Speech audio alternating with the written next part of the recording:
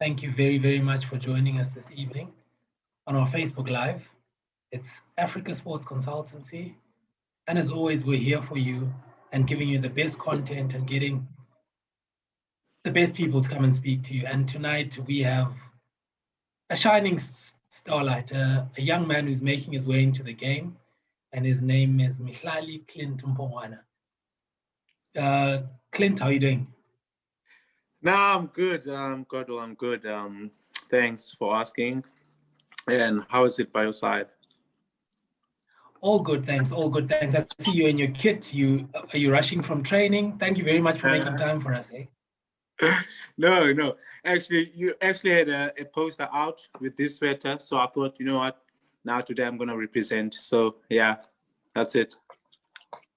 Absolutely fantastic. And you know what? We've got a ton of questions here to ask you, but we're gonna try to take it slow, take it one at a time. But the first one I have to ask before we go anywhere, the name Popos, where does that come from? Oh Jesus, I didn't. Okay, so it's like I had this name for quite some time now. It's like growing up. The thing is, as a young boy, I never used to listen. So I was a naughty guy. So my gents used to call me like a poppy, like a popiana, which means someone who's like going nuts and all the stuff. So that name, that's how it came. And I never thought like I would get famous like for like using that name. So that's how I got the name. Yeah, I'm still I'm famous for that name now. It's a cute name. Let me put it that way. It's a very cute name. And look, No, it's not. No, it's not. No, it's not cute because I prefer like people calling me by my real name. Like Popos doesn't sound like a serious name. And I prefer serious names, but I just let you guys go with it. so for the sake of this interview, I will call you Clint. So Clint. Yeah, I prefer that. Yeah, I prefer that. Yeah. We want to go right into the meat and bones of this. And first question for you is the game, cricket. Where was your first contact that you had with the game? Cricket. So I think I was doing third grade. So I was like 9 at the time. So it's I think I got into cricket for the wrong reasons. So in primary, so they used to give out biscuits like for playing mini cricket. so I was enjoying the biscuits more than cricket. So until the coach realized that I can bat and bowl. So he was like, you know what, maybe you should come and join the club instead of playing for the school. So that's how it all started. So I was busy chasing biscuits and cool drinks. So yeah, I think that's it. That's it for me. Yeah. In it for the biscuits, you say? Yeah. It's a brilliant start. You know, everyone gets involved in different things for different reasons. And who would have guessed that biscuits and juice got you into the game? Yeah. Basically, yeah. And obviously, you've come into the game. You've watched the game also on TV, and something that who did you grow up wanting to be like? Who did you watch and be like, you know what, I want to be like this player? Okay, so it's a bit complicated. So when I started cricket, I never used to bowl. So I only was a batsman. So with my style of batting, so people used to call me Hashim Amla. Yeah, people, I don't know why I'm laughing. People used to call me Hashim Amla. So, and then I started watching the guy. You know, I ended up liking him and all that stuff. So, but I think one person who made me really want to watch cricket, I would say it's JP Dominic, because it looked like more like my sister's boy, my sister's baby. So that's why I watch cricket a lot. I think it's because of JP Domini. Yeah. And I'm just going to take you a few steps back. You've grown up in Nyanga. Yeah. that comes with its own challenges. And how was it growing up in Nyanga?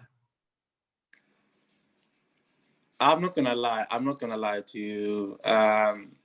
Well, tough, tough, tough, tough, tough. It was tough, but for me, so I'm not gonna brag and all that stuff. Like, I know quite a lot of people in Nyanga, so they know me through cricket. Like, being a young boy, like, they know me as this guy who's only focused in cricket. So I would say that I'm well known in Nyanga for cricket. So I've never experienced like something tragic because of the background itself and like its reputation. So I've never really experienced like something tragic. So I would say for me personally, it was fine, but for other people, nah, it's not. And you say that, and ladies and gentlemen, if you've just tuned in, we've got here Mihlali Mpongwana, and he's telling us about his journey, and he's just told us about how it was growing up in Nyanga, and a couple of your challenges that, like you said, it would have been much better for you, but what challenges would any other young person have faced growing up in Nyanga? So basically, the reason why I said earlier on that it was like quite easier for me, because like I would say the most like sports that people were focused on was basically cricket and soccer during like my younger days in Nyanga. So if you were not part of those two sports, cricket and soccer, then you would be doing something else like gangsterism and all that stuff. And to be honest with you, I had those friends that were part of those activities, which is gangsterism and all the stuff. But yeah, I chose to walk away or stop being friends with them. So I think that's how I kind of like succeeded, if I would put it in that way. So I think for any younger guy at that time, they would have chosen like the other way, which is the bad way. So I think I'm lucky enough that I had to walk away, and I had quite like at that time strict parents. So yeah. That's amazing. It's really amazing you say that. And I draw Yeah, a lot of inspiration from guys like yourself who've come out from such tough conditions and have made it out and have made a life for themselves. So hats off to you. And for Thank you. any young person watching out there, Mihlali has shown us that whatever challenges there may be, there's always ways to overcome them, as he has done. And we'll fast forward again. So we go to 2017. You've been left out of the under-19 World Cup squad. Yeah. How was that feeling? Okay. So to be honest with you, I was never really sad, I'll be honest with you, because I like after they announced the squad, I had a look like back. I was like, okay, you know what? All these guys deserved to be in that place. So the only thing that made like differentiated us was that they worked hard than me. And by saying that, I mean that we all have talent, but at that time I had talent, but I never really used to work hard. That's the thing with me. So I was like, you know what, maybe this is like a wake-up call for me that, you know what, success doesn't only come with talent only. So you need to put in the hard yards. So for me, I was never really sad, but yeah, I was actually really happy that I didn't make the side. Maybe it was a wake-up call for me. Yeah. In a lot of ways, I won't say I agree with you because you've gone on from there and you've played for the Cobras. How was that for you? Well, as I said before, yeah, I think after my last year of school, which is that year 2017, then I started waking up, putting in the work and all that stuff. So I was kind of focused and hungry for success after that, like after realizing that success doesn't come only with talent. So I started working hard and all that stuff. So I would say like now I'm really proud of myself than I was before. So yeah. Now, tell me about your Cobras debut. How was that? So I made my Cobras debut, what is it, last year. I was nervous. I didn't even want to touch the ball. I was nervous. The thing is, so I've never played in front of such a huge crowd, and we were playing in Durban, no, Pietermaritzburg. So it was a huge crowd, and the vibe, and all the fans shouting at you, shouting your surname, and you don't really know what to do. As a youngster at the time, I was still young. Actually, I was young. A 20-year-old playing with old people who's got like lots of experience, and fans shouting at you and your surname. Yeah, it was something. It was something else, but we managed to win the game, and I had a good performance, which was something great to my name. So yeah, I think to sum it up, it was wonderful. It was wonderful. Wonderful. And how was it for you to transition to be in a place where you are now sharing the change room with guys that you used to look up to? Yeah. Yeah. I really cannot explain that. I know this, if there's lots of people watching, like guys like Jason Smith, for instance, like I love that guy. I love to watch that guy. Even as a school kid, I used to love watching him bat, actually. I used to actually batting and bowling. Like to be playing with him and even playing club cricket with him in the same team, yeah, it's still something huge for me. And I still appreciate the guys for all the lessons and all the opportunities to play with them. Yeah. It's something else. So you've aimed to want to play first class cricket and list A cricket. You've ticked off your debut for the Cobras in both formats. And for you now, what are your next set of goals for yourself? So obviously I've ticked all those boxes with first class debut and list A debut. So basically for me is just to stay on that level, never to go down, and just maintain my discipline and stay within that level. So if I put in good performance, then there's nothing I can do much.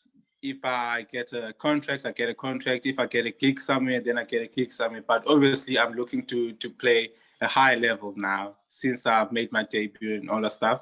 So I'm looking to play at a much higher level, which is franchise cricket, and obviously moving to the National Academy and all those sorts of pipelines. So for me, it's basically that from now, and I'm obviously looking at a higher goal, which is playing for the Proteas in the next coming years. So I think it's that for me. I'm just working in small margins, which is like 2 year goals. Yeah, it's basically that for me. Look, it's fantastic you say that, because I can't wait to sit there and watch Kagiso Rabada bowling from one end and Mihlalil Mpongwana bowling from the other end. How good would that be? Thank you. Yeah, that would be nice, actually. That would be nice. So, everyone watching, we've got Mihlalil Mpongwana here who's joined us, a young man who's just started out with the Cobras. And something else that we managed to do for him is Mihlali reached out to us. He spoke to our financial advisor today, and I actually am quite excited to hear how that went with the lifestyle financial planner. So, Mihlali, what was your experience like? So, in terms of financials, so I never really used to listen to anyone. to be honest with you. So when it comes to money, I don't really listen to anyone. So it's my money, it's my decisions. So today I was like, you know what? Let me just take this opportunity to speak to a few people who's experienced enough. So I took out quite a lot from what's his name again? Mujib or what? I'm not sure. So Wasim. Cool guy, right? Wasim is his name, yes. Yeah, Wasim, yeah.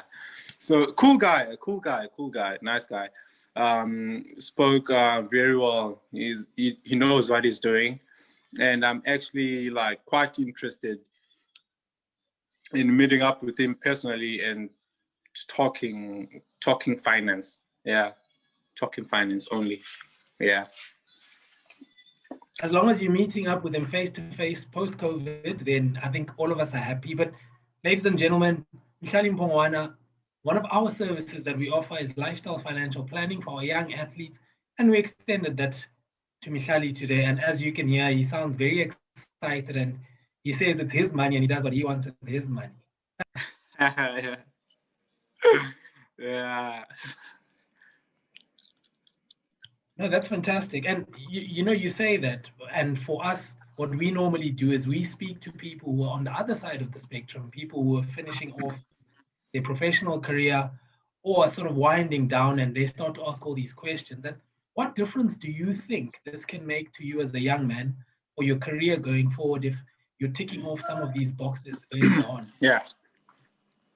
So basically, as I am quite young, so I basically need that guidance, because you know, like lots of people, young people, when it comes to money, the moment they get it, it's time to spend it. That's it. So I'm lucky enough that I'm the guy who like saves and all that stuff. So I think it's like a good initiative for me, and I appreciate it, like that you guys have reached out like to me and to be part of my, I would say what, financial status. Yeah. So I think it's an honor and a privilege. Yeah. So it's pretty much that for me. That is fantastic to hear, and it's feedback like that that makes us feel that we are on the right track. And anyone who's watching, I've got the website written right here on my chest, and we look at 4 pillars per se. We look at financial planning, personal development, sports mentoring, and legal support. So those are services we do extend. And as you heard from Clint, he got exposed today to the financial planning side of things, and he's pretty excited. And ladies and gentlemen, wherever you're watching from, at this point in time, please pop in your questions in the chat so that Clint can answer them. I'm sure he's looking forward to that. And Clint, while everyone else puts up their messages in the chat box, look, you are a young man who came from Nyanga, as you mentioned earlier before. What advice would you give a young person growing up in a township or any other area which is previously disadvantaged? What advice would you have for them? So for me, I would say, don't you ever give up. It doesn't matter what circumstances that you're coming from. Don't you ever give up. If you're putting in the work, then you will definitely get in the rewards that you want. It doesn't matter where you come from. It doesn't really matter where you come from. If you just put your mind into it, then there's gonna be lots of rewards. That's all I'm saying. I'm not gonna say much and give you emotional speeches or what. I'm just saying that if you put in the work, it doesn't matter where you come from, you're gonna get rewards. That's all I'm gonna say. I love that attitude, Mihlali, and with that attitude, I am sure you will go very, very far. I'm looking here at both the Zoom chat and the Facebook chat. There's a question on the Zoom chat, and it is, what is the biggest challenge or lesson that you have overcome in the past year? And that's from Ms. Alona Philander. Ms. Alona Philander. Okay. So, for me, I would say overcoming pressure. So this comes from a cricket perspective. So I remember we were playing Africa Cup, the last game of the tournament. So I bowled really well in that game. So it came to the last over. So I had to defend, what was it, 27, I think. Yeah. And I really went for runs in that over. They got like 26 and we had to go to a super over. So I was really down. After that game, I never really wanted to bowl the last over or bowl at the death again. So I really struggled to deal with that, because they gave me that ball with trust and belief that I can pull this off. So after that game, I was like, you know what, I'm never again gonna bowl in the death. So I had to deal with that. It was either I'm gonna deal with it or I'm just gonna stop. So I just overcame that. I tried practicing and all that stuff. So I think I'm back on track now. My confidence is quite high. So I overcame that by just practicing and getting my mind into it. So yeah, I think that's it. That's one thing cricket-wise, I would say that I overcame over the year. So yeah. And you say that it's almost like you're reading what's on the Facebook chat. You say that we've got Pismo Zimwa. He's put in a question here on the Facebook chat, and he's asked, how many hours do you practice in a week? Yo, in a week? Ooh. I don't really count. So, but I know that it's quite a lot. So for me, I'm practicing. It's either I'm practicing at Newlands or I'm practicing at UWC. So it's basically what, 5 to 6 hours. So I would usually have 2 training sessions. So one in the morning and one later on in the afternoon. So that's basically like two and a half a session. So it's basically 5 hours, 5 to 6 hours a day. And that is like a day. And during the week, it's from Monday to Thursday. So yeah, you can do the maths. Yeah, you can do the maths. Fantastic. You work very, very hard. I'm looking again here at the Zoom chat. There's another question here that says, Mihlali, I hear you're a student at UWC. What are you studying? Oh, okay. Who is this? I wonder who's that. So I'm studying BA. I'm majoring in psychology and history. I'm currently busy with my third year now at UWC. Fantastic. Before I jump on to another question, that's a very good question that's been asked, because in my mind, how tough is it balancing out playing professional cricket and also studying at the same time? And how do you balance all of that together? Okay, so it's really quite tough. I'm not gonna lie to you. Anyone who says being a student athlete is quite easy, no, it's not. It's not, because sometimes you're gonna have to leave and go play outside the province. So it's really, really, really tough. And I'm fortunate enough that I've got a good bursary from sports skills for life skills. So they try and make things much easier for me. They provide tutors, and yeah. So for me, I feel like it's challenging, but somehow I try and to get much assistance from my bursary. So I think, yeah, that's pretty much it. But being a student athlete is really, really tough, because I remember this time we were busy with final exams, and I was gone for 2 weeks. I was gone for 2 weeks straight, and I had to come back. And during that 2 weeks, I had to study and play cricket at the same time. So it's not easy. It's not really easy. Yeah.